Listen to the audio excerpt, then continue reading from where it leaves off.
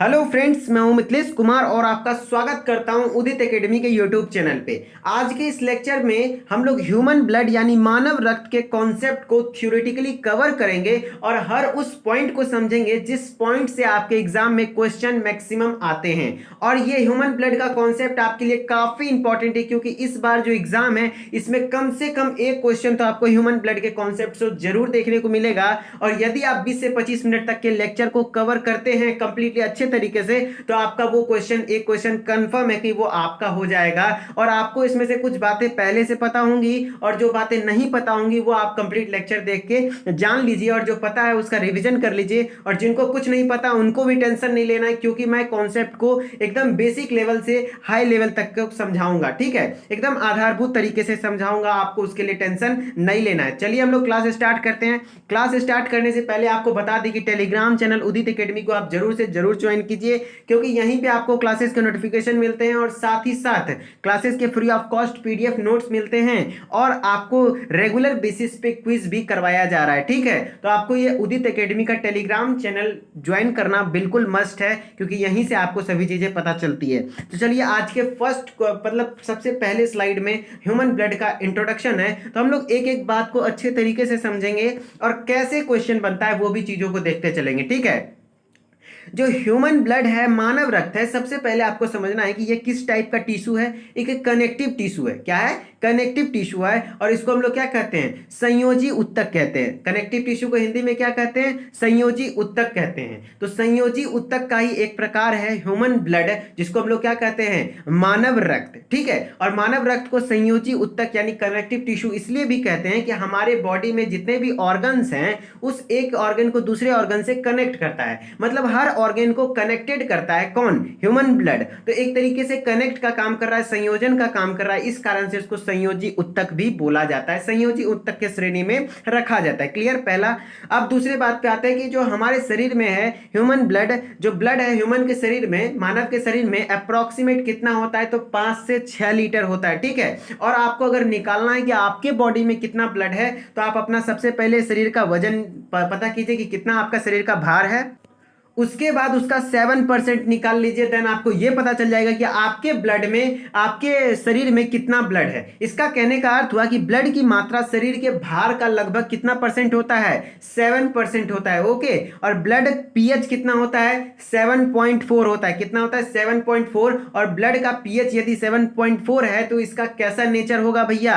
Alkaline nature होगा, यानी क्षारीय नेचर। क्षारीय नेचर हम कब कहते हैं? जब 7 से ज्यादा होता है पीएच तो उसको हम लोग क्षारीय नेचर का कहते हैं। ठीक है, और एक इंटरेस्टिंग बात कि महिलाओं में पुरुषों की तुलना में ½ लीटर ब्लड कम होता है। ये बात एकदम फैक्चुअल है कि जो महिला है और पुरुष है यदि सेम वजन का है, दोनों का वजन कुछ सेम है, तो उसमें जो उसका 7% खून होता है तो 7% जितना भी होता है उससे ½ लीटर कम ब्लड होगा महिला में। ठीक है, तो अगर सेम वेट का है तो महिला में जितना भी पुरुष में खून है उसके तुलना में कम से कम ½ लीटर खून कम होगा महिला में। ठीक है, ½ लीटर खून का अंतर होता है। जी हाँ, ये बिल्कुल अफवाह नहीं है, ये बिल्कुल सही बात है कि ह्यूमन के मतलब जो महिला होती हैं उनमें खून की मात्रा पुरुषों की अपेक्षा लगभग ½ लीटर का कमी होता है। ठीक है, चलिए अब हम लोग ब्लड के क्लासिफिकेशन को समझते हैं। ठीक है, तो ब्लड को मेनली 2 पार्ट्स में क्लासिफाई किया गया है, एक प्लाज्मा और दूसरा ब्लड सेल्स। प्लाज्मा जो होता है वो लगभग ब्लड का 55% भाग जो होता है, 55% भाग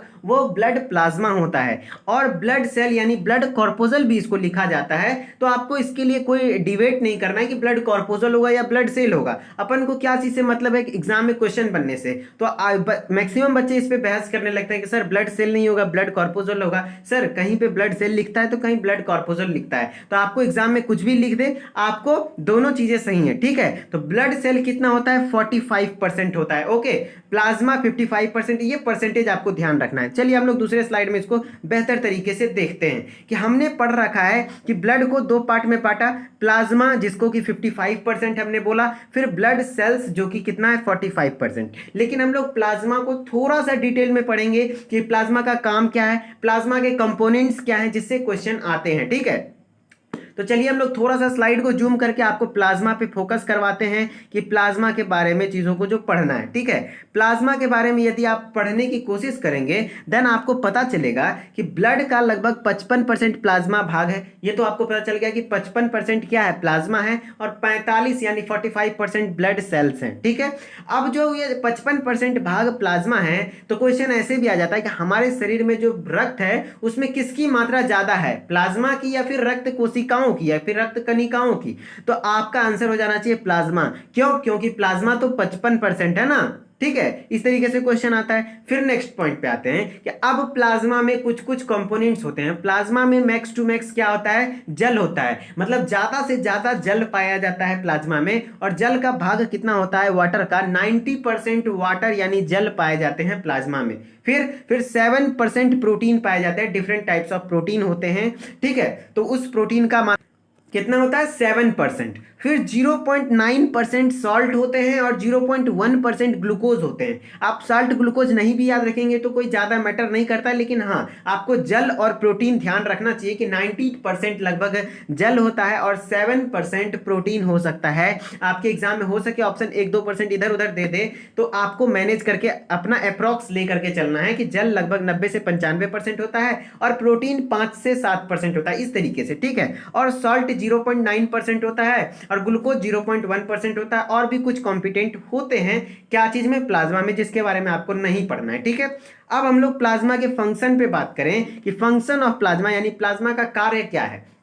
देखिए, हमारे शरीर में जो पचा हुआ भोजन है, भोजन पच गया, वो पाचन होकर के अवशोषित हो गया हमारे खून में, तो अब उसका जो संवहन करना है, जिसका उस जैसे कि प्रोटीन आ गया, अब उस प्रोटीन का जिस अंग को जरूरत है या फिर उस प्रोटीन को जहां जाना होगा उसका संवहन कौन करेगा, उसका संवहन यही करता है प्लाज्मा। और जो हार्मोन का संवहन होता है उसका भी प्लाज्मा करता है। ठीक है, तो देखिए, पचे हुए भोजन एवं हार्मोन का शरीर में संवहन प्लाज्मा के द्वारा होता है। और हमने पढ़ा है कि एंडोक्राइन सिस्टम में क्या होता है, अंतःस्रावी ग्रंथियों के द्वारा जो स्रावित होता है हार्मोन, वो हार्मोन का कोई डक्ट नहीं होता है, कोई नली नहीं होता है, वो क्या होता है, क्या कहते हैं, डक्टलेस ग्लैंड्स होता है, यानी नली विहीन ग्रंथियां होती हैं जो कि अपना सिक्रीशन यानी स्रावित जो करती हैं हार्मोन वो डायरेक्टली ब्लड में ही करती हैं। तो ब्लड में जो करती हैं तो वो जो उसका जो संवहन होता है हार्मोन का, जो जगह पे पहुंचता है वो किसके द्वारा पहुंचता है, प्लाज्मा के द्वारा ही पहुंचता है। ठीक है, ये बात इंपॉर्टेंट है कि हार्मोन का संवहन जो हमारे शरीर में करता है वो प्लाज्मा करता है। ठीक है, और पचे हुए भोजन का भी संवहन कौन करता है,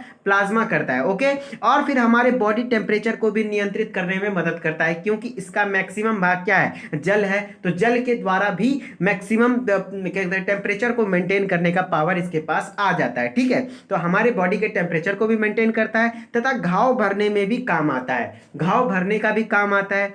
ठीक है, ये तो जनरल बात हो गई कि घाव भरने में तो खून के हर एक पार्ट का काम आता है। ठीक है, लेकिन आपको क्या बात याद रखना है, पचा हुआ भोजन और हार्मोन का शरीर में जो संवहन होता है वो प्लाज्मा के द्वारा होता है और बॉडी टेम्परेचर को भी मेंटेन कौन करता है, हमारा ब्लड के में जो सिस्टम है वो प्लाज्मा है। ठीक है, फिर अब एक कॉन्सेप्ट आता है सीरम। कौन सा कॉन्सेप्ट, सीरम। थोड़ा सा मैं और जूम कर देता हूं सीरम को, जो कि सीरम के बारे में क्योंकि काफी डिटेल में पढ़ना है। देखिए, डिटेल में नहीं लेकिन सीरम के बारे में आपको जानना जरूरी है। मैं पेन का कलर थोड़ा चेंज करता हूं ताकि थोड़ा सा अच्छा विजिबल हो। देखिए, जो सीरम है, सीरम कहने का अर्थ हुआ कि जब आप प्लाज्मा में से क्लॉटिंग फैक्टर को बाहर कर लेते हैं, क्लॉटिंग फैक्टर जो प्लाज्मा में है वो कौन सा है, फाइब्रिनोजेन नामक प्रोटीन है। क्या है, फाइब्रिनोजेन नामक प्रोटीन जो है वो क्या है, क्लॉटिंग फैक्टर है, फाइब्रिनोजेन नामक प्रोटीन। कौन सा प्रोटीन, फाइब्रिनोजेन नामक प्रोटीन होता है। जैसे कि 7% हमने पढ़ा कि प्रोटीन होता है, तो उसमें से एक प्रोटीन है फाइब्रिनोजेन जो कि क्लॉटिंग फैक्टर है, यानी रक्त को थक्का करने में मदद करता है, जो कि किस में पाया जाता है, प्लाज्मा में। तो इस प्लाज्मा में से यदि फाइब्रिनोजेन को बाहर निकाल लिया जाता है देन ये जो प्लाज्मा बनता है, बचता है, शेष प्लाज्मा को हम लोग सीरम कहते हैं। ठीक है, तो क्या क्लियर हुआ कॉन्सेप्ट। मैं क्या बोलना चाह रहा हूं कि देखिए, बात ऐसा है कुछ, टेक 1 सेकेंड। देखिए, बात ऐसा है कुछ कि जब प्लाज्मा में से फाइब्रिनोजेन नामक प्रोटीन निकाल लिया जाता है तब जो शेष प्लाज्मा है उसको हम लोग क्या कहते हैं, सीरम कहते हैं। तो सीरम मतलब ये हुआ कि plasma minus fibrinogen protein. Okay, मतलब ये हुआ, सीधा सीधी कॉन्सेप्ट आप समझ लीजिए कि सीरम का मतलब ये होता है कि प्लाज्मा है, प्लाज्मा में से आप निकाल लिए सारे क्लॉटिंग फैक्टर यानी फाइब्रिनोजेन को, तो वो क्या हो गया, सीरम हो गया। ठीक है, सीरम क्लियर। अब है जो फाइब्रिनोजेन प्रोटीन है, इसका काम क्या है, मैंने बता दिया कि ब्लड को थक्का जमने में मदद करता है। मतलब ब्लड यानी खून को जो थक्का बनाना होता है, खून का जमने में मदद करता है कौन, फाइब्रिनोजेन। ओके, चलिए हमने प्लाज्मा को कवर अप कर लिया बहुत अच्छे तरीके से। थोड़ा सा समराइज करते हैं भैया, प्लाज्मा कितना है, 55% है। इसमें जल की मात्रा सबसे अधिक होती है जो कि 90% जल होता है, प्रोटीन 7% होता है, और साल्ट 0.9% और ग्लूकोज 0.1%। प्लाज्मा का फंक्शन है पचे हुए भोजन एवं हार्मोन का हमारे शरीर में संवहन करना और बॉडी टेम्परेचर को नियंत्रित करना। और जो जब प्लाज्मा में से हम फाइब्रिनोजेन नामक प्रोटीन को बाहर निकाल देते हैं तो उस चीज को हम लोग सीरम कहते हैं। और सीरम मतलब क्या होता है, plasma minus clotting factor. Okay, और फिर फाइब्रिनोजेन प्रोटीन जो है वो उसका काम क्या है भैया, ब्लड को थक्का जमने में, मतलब रक्त का थक्का जमाने में मदद करता है, ब्लड को जमने में मदद करता है कौन, फाइब्रिनोजेन नामक प्रोटीन। ओके, अब हम लोग बात करते हैं ब्लड सेल्स के ऊपर। किसके ऊपर, ब्लड सेल्स के ऊपर, जो कि हमारे ब्लड का 45% है। तो ये ब्लड सेल का शेष कितना है, शेष जो भाग बचा ये प्लाज्मा को छोड़ के, अब 45% भाग है ब्लड सेल। और ब्लड सेल हमारे शरीर में 3 प्रकार के पाए जाते हैं, एक है आरबीसी, फिर है white blood cell and platelets. तो फिर आप यहाँ पे सेल वाला कॉन्सेप्ट मत कवर कीजिएगा कि रेड ब्लड कॉर्पोजल होगा या सेल होगा, दोनों चीजें सही है। ठीक है, रेड ब्लड सेल भी हो सकता है, रेड ब्लड कॉर्पोजल्स भी हो सकता है। ओके, आपको क्वेश्चन में जो आएगा उस हिसाब से आंसर दीजिएगा। ठीक है, क्लियर, आरबीसी हो गया। अब डब्ल्यूबीसी होता है, प्लेटलेट डब्ल्यूबीसी, और तीसरा कंपोनेंट, तीसरा ब्लड सेल कौन सा है, प्लेटलेट्स है। लेकिन यहाँ पे एक बहुत बड़ा कॉन्सेप्ट छिपा हुआ है जिसको मैं जूम करके थोड़ा समझाना चाहूंगा कि ये कॉन्सेप्ट है कि आखिर सबसे ज्यादा इस तीनों में कौन पाया जाता है, सबसे ज्यादा जो पाया जाता है उस तीनों में से कौन पाया जाता है। तो सबसे ज्यादा संख्या आरबीसी की होती है,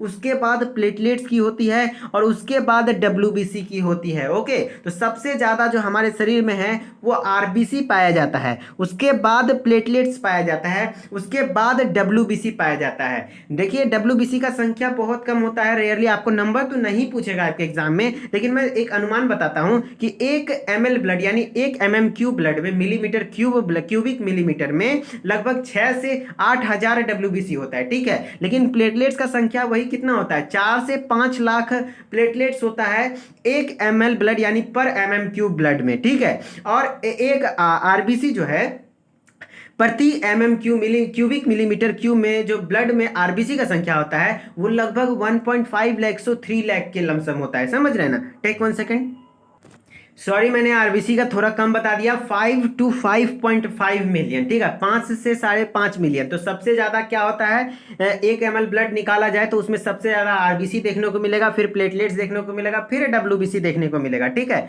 तो क्लियर हो गया। अब हम लोग चलिए इसको नॉर्मल साइज में कर लेते हैं। तो देखिए आपको ये सीक्वेंस, आपको चीजें बहुत ज्यादा ध्यान में रखना जरूरी है कि सबसे ज्यादा RBC, then WBC, then platelets, और उसके बाद डब्ल्यूबीसी। ठीक है, चलिए अब हम लोग नेक्स्ट स्लाइड पे अब अलग अलग से देखेंगे कि आरबीसी का क्या फंक्शन है, फिर डब्ल्यूबीसी का, फिर प्लेटलेट्स के बाद उसका हमारा क्लास क्या हो जाएगा, खत्म। ठीक है, बस आपको इत्मीनान से सुनते चलना है चीजों को, आपको बहुत अच्छे तरीके से समझ में आएगा, टेंशन नहीं लेना है। देखिए रेड ब्लड सेल आरबीसी को हम लोग एरिथ्रोसाइट भी एक नाम जानते हैं, क्या जानते हैं, एरिथ्रोसाइट कहा जाता है। जो एडल्ट होते हैं, एडल्ट की मैं बात कर रहा हूं, जो वयस्क होते हैं, वयस्क क्या, जो बच्चे होते हैं, मतलब जिसका जन्म हो जाता है, उसका निर्माण कहां होता है, बोन मैरो में होता है। अब बोन मैरो क्या है भैया, तो बोन मैरो में सबसे पहले स्लाइड पे दिखाता हूं कि जितनी भी बड़ी हड्डियां होती है उसके बीच जो ये खाली स्पेस होता है, खाली स्पेस के अंदर एक कैप, होलो कैप होता है जिसको हम लोग बोन मैरो कहते हैं। क्या कहते हैं, बोन मैरो कहते हैं। ओके, तो उसी को हम लोग बोन मैरो कहते हैं और हिंदी में अस्थि मज्जा कहते हैं। तो जितने भी एडल्ट, मैंने गलती से बोल दिया, एडल्ट नहीं बोला जाएगा, जो भी बच्चा जन्म ले लेता है, बच्चा है, तो उसके में जो रेड ब्लड सेल आरबीसी का फॉर्मेशन होगा वो कहाँ होगा, बोन मैरो यानी अस्थि मज्जा में होगा। लेकिन भ्रूण अवस्था में, समझ रहे हैं ना, भ्रूण अवस्था क्या होता है, जब बच्चा मां के गर्भ में होता है तो उस समय जो आरबीसी का फॉर्मेशन होता है वो लीवर तथा स्प्लीन में होता है, यानी यकृत एवं तिल्ली में होता है। मतलब लीवर में भी होता है, स्प्लीन में होता है, लेकिन बोन मैरो में नहीं होता। यही चीजों के डिफरेंस के कारण मैंने वहां एडल्ट बोल दिया था, लेकिन एडल्ट नहीं होता है। जो भी बच्चा जन्म ले लिया तो उसमें जो आरबीसी का निर्माण होने लगेगा, देखिए भ्रूण में था तो उसमें लीवर और स्प्लीन में बन रहा था, लेकिन जब बच्चा जन्म ले लिया तो उसके बाद अब पूरे लाइफ उसमें आरबीसी कहां बनेगा, अस्थि मज्जा में यानी बोन मैरो में। ओके, और ये क्वेश्चन देखिए कैसे बनेगा कि भ्रूण अवस्था में आरबीसी का निर्माण कहां होता था, कहां होता है, तो लीवर तथा स्प्लीन में। फिर यही पूछेगा कि सीधा नॉर्मली पूछ देगा कि आरबीसी का निर्माण कहां होता है, तो आपको सीधा मार देना है क्या आंसर, बोन मैरो यानी अस्थि मज्जा में। ठीक है, फिर इसकी मृत्यु की बात करें तो इसका मृत्यु लीवर और स्प्लीन में होता है, ज्यादा से ज्यादा स्प्लीन में होता है। इस स्प्लीन को हिंदी में प्लीहा या फिर तिल्ली कहते हैं, और स्प्लीन को आरबीसी का कब्रिस्तान इसीलिए कहा जाता है, आरबीसी का कब्रिस्तान, ब्लड बैंक ऑफ क्या कहते हैं, ब्लड जो कहा जाता है ना, ब्लड बैंक, वो स्प्लीन को ही कहा जाता है। ठीक है, क्योंकि आरबीसी के अंदर, स्प्लीन के अंदर ही आकर के सभी आरबीसी मरती है, max to max RBC spleen के अंतर्गत मारे जाते हैं, और कुछ लीवर में भी मरते हैं। ठीक है, फिर निर्माण में ये देखिए जो रेड ब्लड सेल है वो प्रोटीन, विटामिन B12 तथा फॉलिक एसिड, क्या क्या, प्रोटीन, विटामिन B12 और क्या कहते हैं फॉलिक एसिड, इस तीनों चीज के निर्माण में आरबीसी काफी सहायता प्रदान करती है। तो निर्माण में सहायक है किसके किसके, protein, vitamin B12 and folic acid के। ठीक है, और आरबीसी जो मेच्योर आरबीसी होता है, परिपक्व आरबीसी होता है, उसमें केंद्रक नहीं पाया जाता है। ठीक है, जो भी परिपक्व आरबीसी होते हैं उसमें केंद्रक नहीं पाया जाता है, लेकिन दो जीव हैं जो एक्सेप्शन है और जो याद रखना है क्योंकि एनसीईआरटी में भी दे रखा है, कैमल और लांबा, यानी ऊंट और लामा जो है उसका जो आरबीसी होता है उसमें केंद्रक होता है यानी न्यूक्लियस होता है। क्लियर, लेकिन आरबीसी में आपको पता है कि आरबीसी में न्यूक्लियस यानी केंद्रक विहीन है, आरबीसी केंद्रक विहीन है, लेकिन जो एक्सेप्शन है वो दो है, कैमल और लामा, जो ऊंट और लामा है इसके आरबीसी में न्यूक्लियस होता है यानी केंद्रक होता है, और इसका लाइफ स्पान 20 से 120 दिन तक वेरिएबल लाइफ स्पान होता है, लेकिन आपको जनरली एक टिपिकल वैल्यू याद रखना है 120 दिन। ठीक है, जो कि 120 दिन आरबीसी का लाइफ स्पान होता है। ठीक है, और हीमोग्लोबिन नामक वर्णक, हीमोग्लोबिन नामक वर्णक या बोले प्रोटीन बोले, हीमोग्लोबिन नामक प्रोटीन भी कहां पाया जाता है, आरबीसी के अंदर ही, जिसके कारण ब्लड का कलर भी क्या हो जाता है, लाल हो जाता है। तो इसमें हीमोग्लोबिन नामक प्रोटीन होता है जिसके कारण ब्लड का रंग लाल होता है। ठीक है, तो मतलब है कि ब्लड का रंग लाल होने का कारण क्या है, हीमोग्लोबिन, और हीमोग्लोबिन किसके अंतर्गत आया जाता है, आरबीसी के कारण। हीमोग्लोबिन एक वर्णक है, क्या है वर्णक, उसको कहते हैं जो रंग प्रदान करे, जैसे कि पौधों में जो पाया वाला वर्णक है वो हरित लवक यानी क्लोरोफिल है, पर्णहरित है, जो कि पौधे को हरा रंग प्रदान करता है। उसी तरीके से जो हमारा ह्यूमन ब्लड है उसको जो लाल रंग प्रदान करता है वो हीमोग्लोबिन करता है। ठीक है, फिर हीमोग्लोबिन में ग्लोबिन नामक, क्या हीमोग्लोबिन में अगर आप बात करें तो हीमोग्लोबिन में ग्लोबिन युक्त प्रोटीन, ग्लोबिन लोह युक्त प्रोटीन है। देखिए आपको थोड़ा सा जूम करके मैं चीजों को समझाना चाहूंगा कि हीमोग्लोबिन जो है, हीमोग्लोबिन में आपको ग्लोबिन वर्ड दिख रहा होगा, तो जो ग्लोबिन वर्ड है वो ग्लोबिन एक प्रोटीन है, क्या ग्लोबिन प्रोटीन है, और वो ग्लोबिन प्रोटीन कैसा प्रोटीन है, आयरन कंटेनिंग प्रोटीन यानी लोह युक्त प्रोटीन है। हीमोग्लोबिन में आयरन पाया जाता है, Fe, पता है ना, तो वो हीमोग्लोबिन में जो ग्लोबिन प्रोटीन है ना उसी में आयरन पाया जाता है। तो इसलिए बोल रहा है कि ग्लोबिन जो है वो कौन सा आयरन, कौन सा एलिमेंट होता है, तो आयरन होता है, लोह युक्त प्रोटीन है, जो कि ऑक्सीजन तथा कार्बन डाइऑक्साइड से संयोग करने की क्षमता रखता है। मतलब जो कार्बन डाइऑक्साइड और ऑक्सीजन को अपने से बाइंड कराने का क्षमता रखता है, कौन, यही ग्लोबिन प्रोटीन। इसी कारण से ग्लोबिन प्रोटीन के कारण ही आरबीसी एक वाहक के रूप में काम कर पाता है, जो कि ऑक्सीजन से भी बाइंड कर लेता है और कार्बन डाइऑक्साइड से भी, जो कि आगे हम लोग समझेंगे। ठीक है, तो हीमोग्लोबिन है, हीमोग्लोबिन में ग्लोबिन प्रोटीन होता है और उस प्रोटीन में Fe युक्त ग्लोबिन जो है एक आयरन युक्त प्रोटीन है, यानी Fe यानी लोह युक्त प्रोटीन है। ठीक है, फिर हीमोग्लोबिन में पाया जाने वाला जो आयरन कंपाउंड है उसको हीमैटिन कहते हैं। आपको पता चल गया कि हीमोग्लोबिन में आयरन होता है क्योंकि ग्लोबिन प्रोटीन में भी होता है, और भी आयरन कंटेनिंग कंपाउंड्स पाए जाते हैं और सभी को हम लोग हीमैटिन कहते हैं। क्या कहते हैं, हीमैटिन कहते हैं। क्लियर, क्या आपको आरबीसी का सब चीज क्लियर हो गया? चलिए अब हम लोग नेक्स्ट स्लाइड पे आते हैं। क्या आरबीसी का फंक्शन क्या है, फंक्शन ऑफ आरबीसी, क्या चीज बात करेंगे, फंक्शन ऑफ आरबीसी, आरबीसी का काम क्या है। ठीक है, तो शरीर में देखिए आपको पता है कि आरबीसी मैंने बोल दिया कि यह वाहक के रूप में कार्य करता है। जैसे कि एक एग्जांपल मैं लगभग देता हूं कि यदि आपको, आप यूपी के हैं, लखनऊ से आपको बिहार की राजधानी पटना में आना है तो आप क्या करेंगे, या तो ट्रेन से आएंगे या तो बस से आएंगे। तो आपके लिए एक एक वाहक माध्यम होना चाहिए। ट्रेन पे आप चढ़े, देन ट्रेन आपको यहाँ पटना पहुंचाया, फिर ट्रेन आपको उतार दिया, फिर ट्रेन वापस लखनऊ पहुंच गई। ठीक इसी तरीके से आरबीसी काम करता है, किसके लिए? ऑक्सीजन और कार्बन डाइऑक्साइड के लिए। जिस शरीर के ऑर्गन को ऑक्सीजन का जरूरत होता है, जहां से लेना है ऑक्सीजन, वहां से ऑक्सीजन लेता है, खुद में बाइंड करता है, किसके कारण? ग्लोबिन प्रोटीन के कारण। हमने पीछे स्लाइड में पढ़ा कि ग्लोबिन के कारण ही वो ऑक्सीजन से बाइंड कर पाता है। तो आरबीसी उस ऑक्सीजन को लेता है और जहां जरूरत है वहां पहुंचा देता है। फिर वो आरबीसी कार्बन डाइऑक्साइड को वहां पे लेकर के फिर लंग्स के पास पहुंचा देता है, ताकि वो लंग्स के थ्रू हमारा कार्बन डाइऑक्साइड शरीर से बाहर निकल जाता है। क्लियर? तो फंक्शन जो आरबीसी का है, शरीर की हर सेल में ऑक्सीजन पहुंचाने तथा कार्बन डाइऑक्साइड को वापस लाने का काम कौन करता है? आरबीसी करता है। ठीक है, तो शरीर को ऑक्सीजन पहुंचाना और उससे कार्बन डाइऑक्साइड वापस लाना, उसका काम कौन है? आरबीसी का काम है। ठीक है, समझ गए। और आरबीसी से एक कॉन्सेप्ट अक्सर पूछा जाता है कि यदि आप आराम की अवस्था में यानी सो रहे हैं तो आप में शरीर में जो आरबीसी है लगभग कम हो जाएगा, और यदि आप हाई एल्टीट्यूड पे चढ़ते हैं, यानी एक हाई एल्टीट्यूड करने का एक ऊंचाई पे यानी पहाड़ पे चढ़ते हैं, एक फिक्स्ड मैटर है, जो फिक्स्ड हाइट है 4200 मीटर के लमसम ऊंचा, 4200 मीटर का लंबा चढ़ाई करते हैं, आप एक पहाड़ पे चढ़ते हैं, तब आप में आरबीसी का नंबर धीरे धीरे बढ़ने लगता है। समझ रहे हैं? मतलब कहने का अर्थ है कि यदि आप आराम की अवस्था में तो आरबीसी आपका कम हो जाएगा, और यदि आप हाई एल्टीट्यूड पे चढ़ेंगे, ऊंचे चोटियों पे पहाड़ों पे चढ़ेंगे, तो धीरे धीरे आपके आरबीसी का संख्या बढ़ जाएगा। तो यदि आप सोते हैं तो आपको जानकर हैरानी होगा कि आपके एग्जाम में शायद क्वेश्चन ये ना आए कि कितना परसेंट कम हो जाता है, लेकिन ये तो आता है भैया कि कम होता है कि बढ़ता है। ठीक है, तो जब हाई एल्टीट्यूड पे चढ़ते हैं तो आप में आरबीसी बढ़ता है, और कितना बढ़ता है? लगभग 30% की वृद्धि हो जाती है। और जब आप सोते वक्त हैं, आराम की अवस्था में हैं, तो लगभग 5% आरबीसी कम हो जाता है। ठीक है, और आरबीसी की जो संख्या गिनी जाती है, उसको हम लोग क्या कहते हैं? हीमोसाइटोमीटर। क्या कहते हैं? हीमोसाइटोमीटर कहा जाता है। तो आरबीसी का संख्या गिनने वाली मशीन को हीमोसाइटोमीटर कहते हैं। ओके, और ब्लड प्रेशर को नापने वाली मशीन को क्या कहते हैं? स्फिग्मोमैनोमीटर। सभी बच्चों को पता है ना? जी हाँ, चलिए। अब जो आरबीसी के कमी से होने वाले रोग हैं, वो दो रोग हैं। मुख्य रूप से तो एनीमिया होता है। क्या होता है? एनीमिया होता है। लेकिन जॉन्डिस में भी जो क्या होता है? आरबीसी का ही कमी हो जाता है। तो एनीमिया मेनली क्या होता है? आयरन की कमी हो जाती है। एनीमिया मेनली क्या होता है? आयरन की कमी होती है। तो आयरन किस में पाया जाता है? खून में। खून के हीमोग्लोबिन नामक ग्लोबिन नामक प्रोटीन है, उसके अंदर क्या होता है? लोहा होता है, आयरन होता है। ऐसा नहीं कि लोहा बोल दीजिए, आयरन एलिमेंट फॉर्म में होता है। तो इस कारण से जब आरबीसी की कमी हो जाती है तो इंसान एनीमिया से ग्रसित हो जाता है और जॉन्डिस नामक बीमारी से भी ग्रसित हो जाता है। ठीक है, चलिए। अब हम लोग आरबीसी को कंप्लीटली समझ चुके हैं, अब हम लोग डब्ल्यूबीसी को समझेंगे। सभी को क्लियर समझ में आ रहा है ना? कोई कंफ्यूजन नहीं हो रहा है ना? बिल्कुल, कंफ्यूजन होना भी नहीं चाहिए, क्योंकि मैं चीजों को धीरे धीरे आराम से एक हाई लेवल तक की चीजों को समझा रहा हूं। ठीक है, अगर जो आपके एग्जाम में इस कॉन्सेप्ट से क्वेश्चन आया तो इससे बाहर नहीं जाएगा, आपको भी लग रहा होगा, क्योंकि मैं मैक्सिमम पॉइंट्स को कवर कर रहा हूं। ठीक है, जो डब्ल्यूबीसी है, हमारे शरीर में सबसे ज्यादा क्या पाता है? आरबीसी,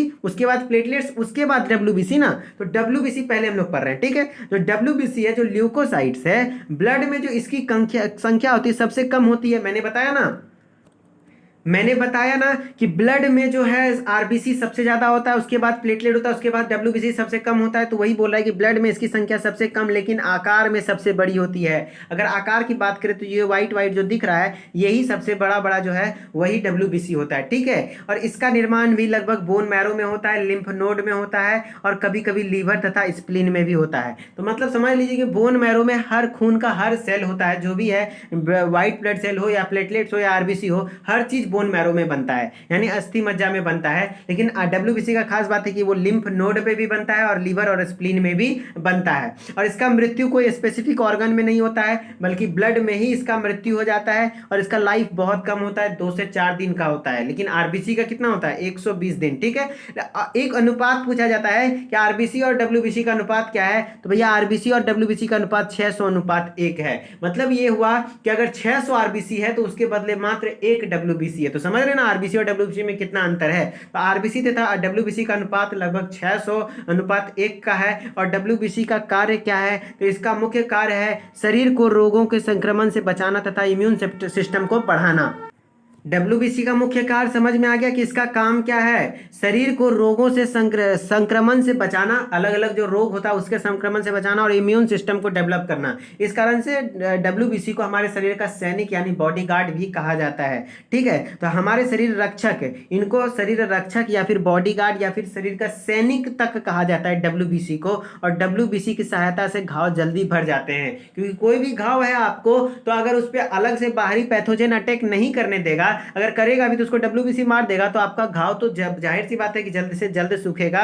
और डब्ल्यूबीसी का सबसे अधिक 60 to 70% भाग क्या होता है? न्यूट्रोफिल कणिकाओं का बना होता है। न्यूट्रोफिल कणिकाओं क्या करते हैं? जीवाणुओं का भक्षण करते हैं। देखिए, जो डब्ल्यूबीसी का भी अलग अलग पार्ट है, उसको बांटा गया है, आगे हम लोग पढ़ेंगे। तो उसमें से एक पार्ट है न्यूट्रोफिल है। तो आपको याद रहे कि सबसे ज्यादा जो डब्ल्यूबीसी में पाया जाने वाला सेल है वो न्यूट्रोफिल्स है। न्यूट्रोफिल है जो कि सबसे ज्यादा पाया जाता है, लगभग 60 to 70%। और ये फेगोसाइटोसिस नेचर शो करता है, यानी बाहरी पैथोजन जो हमारे शरीर में एंटर करता है उसको ये भक्षण करने का काम करता है, यानी उसको नष्ट करने का काम करता है। ठीक है, चलिए अब हम लोग डब्ल्यूबीसी को थोड़ा सा और डिटेल में देखते हैं कि डब्ल्यूबीसी को देखिए दो भाग में बांटा गया है, एक ए ग्रेनुलोसाइट, एक ग्रेनुलोसाइट। अभी किसके डिपेंड पे? देखिए, ये यदि डब्ल्यूबीसी है तो इसके जो अंदर में लिक्विड होता है जिसको हम लोग क्या कहते हैं? प्रोटोप्लाज्म कहते हैं ना। तो उसमें यदि प्रोटोप्लाज्म में यानी साइटोप्लाज्म भी कह सकते हैं, तो साइटोप्लाज्म में यदि ग्रेन्यूल्स है यानी दानेदार स्ट्रक्चर है तो उसको ग्रेनुलोसाइट कहेंगे। अगर उसके प्लाज्मा में प्लाज्मा नहीं बोल रहा हूं, उसके साइटोप्लाज्म में ग्रेन्यूल्स नहीं है यानी दानेदार संरचना नहीं है तो उसको ए ग्रेनुलोसाइट कहते हैं। ठीक है, ए ग्रेनुलोसाइट दो प्रकार का होता है, एक मोनोसाइट होता है, एक लिम्फोसाइट्स होता है। आप उसका परसेंटेज मत याद रखिए, बस इतना याद रखिए कि सबसे कम जो पाया जाता है ना वो बेसोफिल होता है, और सबसे डब्ल्यूबीसी में सबसे कम जो पाया जाता है वो बेसोफिल होता है और सबसे ज्यादा न्यूट्रोफिल पाया जाता है। ठीक है, ओके, 60 to 70% होता है। तो ए ग्रेनुलोसाइट में कौन कौन सा हो गया? Monocyte and lymphocyte. और ग्रेनुलोसाइट में तीन होते हैं, न्यूट्रोफिल, इओसिनोफिल और बेसोफिल। ऐसे याद रख लीजिएगा कि आपको जैसे कि किसी भी ग्रेन्यूल में मतलब क्या खुरदुरा चीज होना, आप यदि कोई पत्थर खुरदुरा है तो उसको टच कीजिएगा तो आपको फील होगा, तो जिसमें भी फील लगा रहेगा यानी वो ग्रेनुलोसाइट है। यानी वो समझ रहे ना, आपको ऑप्शन दे देगा कि निम्न में से कौन सा ग्रेनुलोसाइट के तहत आता है, तो आप कंफ्यूज हो जाइएगा। तो जिसमें भी फील लगा रहे, लास्ट में क्या रहे? फील लगा रहे, तो फील है मतलब ग्रेनुलोसाइट है। Neutrophil granulocyte, eosinophil granulocyte, basophil granulocyte. Okay, और आपको क्या याद रखना है? डब्ल्यूबीसी में सबसे ज्यादा मात्रा में कौन पाया जाता है? तो न्यूट्रोफिल लगभग 60 to 70% और बेसोफिल सबसे कम पाया जाता है। ओके, फिर लिम्फोसाइट में आपको यह ध्यान रखना है कि टी लिम्फोसाइट होता है और बी लिम्फोसाइट होता है। अब लिम्फोसाइट है, डब्ल्यूबीसी है, तो ये हमारे शरीर को रोगों से ही रक्षा करेगा, लेकिन टी लिम्फोसाइट का एक स्पेसिफिक फंक्शन है कि ये कैंसर सेल को रिमूव करता है। टी लिम्फोसाइट किसमें मदद करता है? कैंसर सेल को रिमूव करने में और HIV के अटैक से भी बचाता है। ठीक है, और क्या कहते हैं, ये जो बी लिम्फोसाइट है ये भी HIV के अटैक से बचाता है। मेनली जो कोई भी लिम्फोसाइट है वो हमारे शरीर को क्या प्रोटेक्ट करता है? अदर बीमारी से। ठीक है, फिर डब्ल्यूबीसी के कमी से होने वाले रोग, भाई बहुत सारा रोग हो जाएगा। जब आपके शरीर का इम्यून सिस्टम ही कमजोर हो जाएगा तो आपको कैंसर भी हो सकता है, HIV भी हो सकता है। ये दोनों मुख्य बीमारी हैं जो कि डब्ल्यूबीसी के कमी से, जैसे ही आपके शरीर में सुरक्षा की कमी हुई तो आपको ये दोनों बीमारी तो होगा। फिर एक काफी अच्छा कॉन्सेप्ट है कि यदि आपके रक्त में डब्ल्यूबीसी की मात्रा कम हो जाती है तो उस बीमारी को ल्यूकोपीनिया कहते हैं। क्या कहते हैं? ल्यूकोपीनिया। आप गौर से सुनेंगे, ल्यूकोपीनिया। ठीक है, पीनिया वर्ड मतलब कम होना। ठीक है, तो अगर आपके शरीर में डब्ल्यूबीसी की मात्रा कम हो जाती है तो उसको हम लोग ल्यूकोपीनिया कहते हैं। यही अगर आपके शरीर में डब्ल्यूबीसी की मात्रा बढ़ गई, ट्यूमर हो गया, ठीक है, ब्लड में कैंसर किसको कहते हैं? इसी को तो कहते हैं जब शरीर में डब्ल्यूबीसी का मात्रा अचानक ज्यादा से ज्यादा बढ़ जाता है, तो उस कंडीशन को हम लोग ल्यूकेमिया कहते हैं। जो कि कल के मॉडल पेपर में हमने देखा था कि ल्यूकेमिया क्या होता है, तो रुधिर कोशिकाओं में होने वाले कैंसर को हम लोग ल्यूकेमिया कहते थे। तो रुधिर कोशिका यानी ब्लड सेल्स, और कौन सा blood cell? WBC, white blood cell की संख्या यदि अचानक बढ़ जाती है तो उसको हम लोग ल्यूकेमिया कहते हैं। और यदि डब्ल्यूबीसी की संख्या कम हो जाती है तो उसको हम लोग ल्यूकोपीनिया कहते हैं। समझ में आ रहा है ना? तो इस तरीके से से कॉन्सेप्ट क्लियर किया जाता है। ओके, तो WBC का कॉन्सेप्ट क्लियर हो गया। अब चलिए हम लोग नेक्स्ट पे आते हैं, प्लेटलेट्स पे। अब थोड़ी देर क्लास चलेगी, 5 मिनट हद से हद, तो आप थोड़ा सा पेशेंस रखिए और प्लेटलेट्स को भी कवर करते हैं। तो ये जो ब्लड प्लेटलेट्स है, क्या ब्लड प्लेटलेट्स है, ये लगभग कितना है, 4 से 5 लाख होती है। कितना होती है, 1 ml ब्लड यानी प्रति क्यूबिक मीटर ब्लड में लगभग 4 से 5 लाख होता है। ठीक है, अब प्लेटलेट्स केवल मनुष्य एवं स्तनधारियों जीव के ब्लड में पाया जाता है। प्लेटलेट्स याद रखिएगा कि जितने भी स्तनधारी हैं यानी मनुष्य और कुछ स्तनधारियां हैं उसमें ही पाया जाता है, सब में ये नहीं पाया जाता है। ठीक है, और इसके सेल में भी केंद्रक नहीं पाया जाता है। देखिए आरबीसी में भी केंद्रक नहीं पाया जाता है, डब्ल्यूबीसी में सिर्फ केंद्रक पाया जाता है, और फिर प्लेटलेट्स में भी केंद्रक नहीं पाया जाता है। ठीक है, और इसका जेनेटिक मटेरियल क्या होता है, डीएनए होता है। ओके, फिर इसका भी निर्माण कहाँ होता है, तो बोन मैरो में होता है। मैंने बताया था ना, अस्थि मज्जा में हर खून के हर एक टाइप का, चाहे डब्ल्यूबीसी हो या आरबीसी हो या प्लेटलेट्स हो, हर चीज का निर्माण होता है। ओके, फिर इसका जीवन काल 3 से 5 दिन का होता है। इसके बाद यह स्वतः ही नष्ट हो जाता है और इसकी मृत्यु स्प्लीन में ही होती है, जहां पे आरबीसी की मृत्यु होती है। ओके, तो स्प्लीन में भी किसका मृत्यु होता है, स्प्लीन में ही ब्लड प्लेटलेट्स का भी और आरबीसी का भी। और स्प्लीन को हम लोग हिंदी में क्या कहते हैं, पिलिया या फिर तिल्ली कहते हैं। ओके, चलिए लास्ट क्वेश्चन, लास्ट स्लाइड होगा हमारा क्या, कि ब्लड प्लेटलेट्स का फंक्शन क्या है, मुख्य कार्य क्या है। तो इसका मुख्य कार्य क्या है, तो भैया सबसे ज्यादा काम है रक्त को थक्का बनाने में मदद करता है। क्या बनाने में, रक्त को थक्का बनाने में, यानी रक्त को जमाने में मदद करता है। और कुछ भी काम है जैसे उपस्थित हार्मोन तथा प्रोटीन को उपलब्ध कराना, ये माइनॉरिटी काम है, लेकिन मेजर काम है रक्त को थक्का बनाने में मदद करता है। फिर प्लेटलेट्स की कमी होने वाली बीमारी क्या है, देखिए प्लेटलेट्स की कमी हो गई मतलब वो हर बीमारी होगा जिसमें क्या होता है, खून का बहाव रुकता नहीं है। यदि आपको छोटा सा भी कट लगा तो लगातार खून बहुत देर तक बढ़ेगा, तो वो प्लेटलेट्स की कमी के कारण नहीं होता है। तो प्लेटलेट्स की कमी होने के कारण ब्लीडिंग बीमारी होता है अक्सर, मतलब ब्लीडिंग क्या बीमारी क्या होता है, ये ब्लीडिंग होता है, आपको ज्यादा ब्लीडिंग होगा। चिकनगुनिया में भी वही होता है कि ज्यादा ब्लीडिंग होने लगता है। डेंगू में भी आपको छोटा सा कट लगेगा तो बहुत ज्यादा ब्लीडिंग होगा।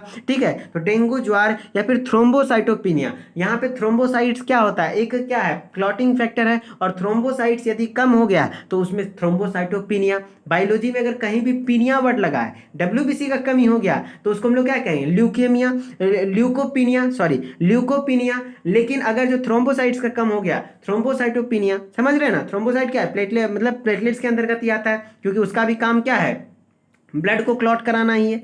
फिर अगर जो शरीर में प्लेटलेट्स का मात्रा आवश्यकता से अधिक बढ़ जाता है तो खून जमने का भी शुरुआत हो जाता है। ठीक है, और खून धीरे धीरे अगर जमने लगता है तो हार्ट अटैक का भी आशंका बढ़ जाता है। तो इसलिए प्लेटलेट्स का मात्रा 3 से 4 लाख ही होना चाहिए, ज्यादा नहीं होना चाहिए। ठीक है, चलिए अब हम लोग का लास्ट है कि अभी तक तो हमने ब्लड को कंप्लीटली अलग अलग तरीके से देख लिया, लेकिन कभी कभी क्वेश्चन सिंपली ब्लड के कार्य से आ जाता है, तो आप उस ऑप्शन को कैसे छांटेंगे। तो देखिए ब्लड का कार्य यानी आरबीसी का कार्य, डब्ल्यूबीसी का कार्य, प्लेटलेट्स, तीनों को मिला के जो प्लाज्मा का कार्य है, सबको मिला के काम क्या कहला जाएगा, ब्लड का कार्य। तो इसलिए मैंने कुछ कुछ लाइंस को लिया है जो कि इंपॉर्टेंट है, आपके ऑप्शन में अक्सर आता है कि जैसे कि मैंने बोला ना कि प्लाज्मा का काम क्या है, टेम्परेचर मेंटेन करना, तो भैया वो रक्त का भी काम हो गया ना। फिर आरबीसी का काम क्या है, ऑक्सीजन का वाहन या फिर CO2 का वाहन, तो वो भी रक्त का काम हो गया, इस तरीके से। ठीक है, तो रक्त के ताप का नियंत्रण तथा शरीर के रोगों से रक्षा करना, भैया सही बात है ना, ताप का नियंत्रण भी करता है जो प्लाज्मा के द्वारा होता है, रोगों का रक्षा डब्ल्यूबीसी के द्वारा होता है। ओके, फिर शरीर में वातावरण को स्थायी बनाए रखना तथा घाव को भरना, बिल्कुल सही बात है भैया। ब्लड का थक्का बनाना, जी हाँ, प्लेटलेट्स के कारण होता है ना, ब्लड का थक्का बनाना ब्लड का काम का है। O2 CO2 तथा पचा हुआ भोजन, हार्मोन, ये सभी चीजों का संवहन करना किसका काम है, ब्लड का काम है। O2 CO2 का संवहन करना आरबीसी का काम है। फिर पचा हुआ भोजन और हार्मोन कौन संवहन करता है, प्लाज्मा करता है। ठीक है, तो इस तरीके से सब तो ब्लड के अंतर्गत ही आता है, तो ये ब्लड का होल ब्लड वर्क हो गया। ठीक है, विभिन्न अंगों में सहयोग स्थापित करना, मतलब क्या हुआ कि हर एक अंग को कनेक्ट करना, तो ब्लड पता है वो भी करता है। मानव शरीर में यदि ब्लड में हिपेरिन, आपको कभी मन में आया होगा, ये इंपॉर्टेंट क्वेश्चन है कि आपके मन में यह आया होगा कि जब खून बाहर आता है तो वो जम जाता है, लेकिन अंदर रहता है तो क्यों नहीं जमता है, तो क्योंकि अंदर में हिपेरिन नाम का प्रोटीन पाया जाता है, जिसकी उपस्थिति के कारण रक्त नहीं जमता है, समझ रहे हैं ना। तो इसलिए हमारे शरीर में रक्त की जमाव नहीं होती है क्योंकि हिपेरिन होता है। ठीक है, तो आज का क्लास कैसा लगा, मैंने काफ़ी मेहनत करी है आपके लिए, ये क्या कहते हैं ब्लड के क्लास लेने के लिए, इसलिए थोड़ा सा लेट भी हो गया, 9 से 9:30, 9:30 से भी लेट हो रहा है इस क्लास को अपलोड करने में, तो इसके लिए सॉरी, लेकिन कोई बात नहीं, आज क्लास करना था तो मैंने क्लास अपलोड किया। ओके, तो आपको ये क्लास कैसा लगा, अगर क्लास अच्छा लगा और थोड़ा सा भी बेनिफिशियल लगा तो आप हमारे क्या कहते हैं इस वीडियो को लाइक कर दीजिए और चैनल को सब्सक्राइब कर दीजिए और वीडियो को ज़्यादा से ज़्यादा शेयर कर दीजिए ताकि हर एक ज़रूरतमंद को पहुंच सके। और हमारा कल से 2019 का मॉडल पेपर सीरीज स्टार्ट होने वाला है। थोड़ा सा स्टूडेंट का संख्या कम हो गया है आप लोगों का, तो थोड़ा जो ज़्यादा स्टूडेंट में शेयर कीजिए ताकि मैक्सिमम लोगों तक पहुंचे, ताकि हम लोग को भी मोटिवेशन फील हो। ओके, तो चलिए हम लोग मिलते हैं नेक्स्ट क्लास में। Okay, bye bye, good night, see you, bye.